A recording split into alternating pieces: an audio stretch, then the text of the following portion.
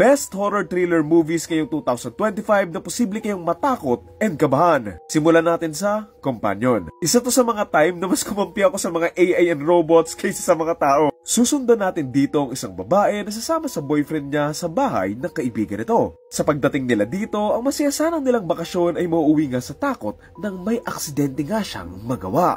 Sa mga susunod na oras, dito na nga siya huntingin ng mga kasama niya kung saan dito nga niya malalaman na robot pala siya.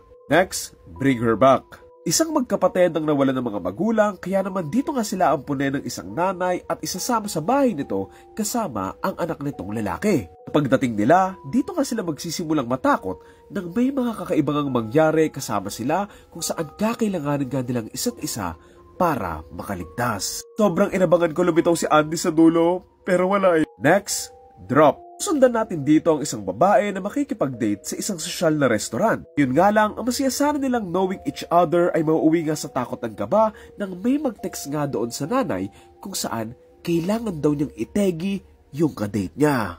Ako lang ba inis na inis sa vida dito? Kasi sa akin sobrang obvious na may hindi siya magandang gagawin. Nagets ko naman given the situation, pero paano niya magagawa yung mission niya kung ganun siya kahalata? Okay, next. Sinners. Isang kambalang magtatayo ng isang bar kasama ang mga kaibigan at kakilala nila. Opening night nila, dito nga sila magsasaya and magpa-party, pero mahihinto nga ito nang may dumating ngang mga vampira na gusto silang gawing mga vampira. Hindi ka lang matatakot dito eh. May LSS ka din doon sa mga kanta. Third to the last, Final Destination, Bloodlines. Isang buong pamilya ang kakailanganing makaligtas matapos nga nilang malaman na may sumpa nga doon sa pamilya nila na ngayon humahabol nga sa kanila. Sa mga susunod na araw, dito nga sila pa isa-isang matetegi kung saan tutulong nga yung isa sa kanila para malaman nga kung bakit nga ba ito nangyayari at paano nga ba ito mapipigilan. Mula nang mapanood ko to, lahat ng pera ko nakapapel na.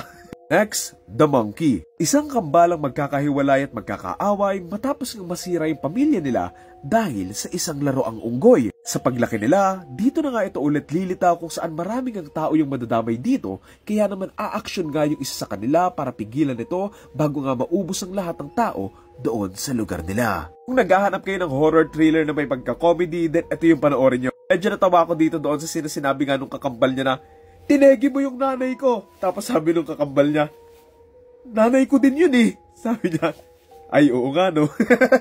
Okay, pinaka-last, 28 years later. 28 years later, matapos ng magka-zombie apocalypse, dito nga natin sasamahan yung ilang mga survivors, kabilang nga dito, yung isang tatay at yung anak niya. Tapos ngang lumala yung sakit ng nanay ng bata, dito na nga siyang pipilitang iligtas yung nanay niya dahil yung tatay niya ayaw nga kasi delikado nga. Sa mga susunod na araw, dito na nga isasama at itatakas ng bata yung nanay niya sa isang lugar na puno nga ng mga zombies para dalhin nga siya sa isang doktor na posibleng makagamot sa kanya na hindi nga magiging madali. So yan lang naman, alin dito yung napanood nyo na and nagustuhan nyo, and July pa lang naman ngayon, so meron pang ilang months, baka mas marami pang lumabas ng mga horror thriller movies, so abangan na lang natin yon. So ayun, kung may gusto kayong panoorin dito, panoorin nyo na lang and comment kayo kung meron ako na-miss kayong 2025. Yun lang, thank you.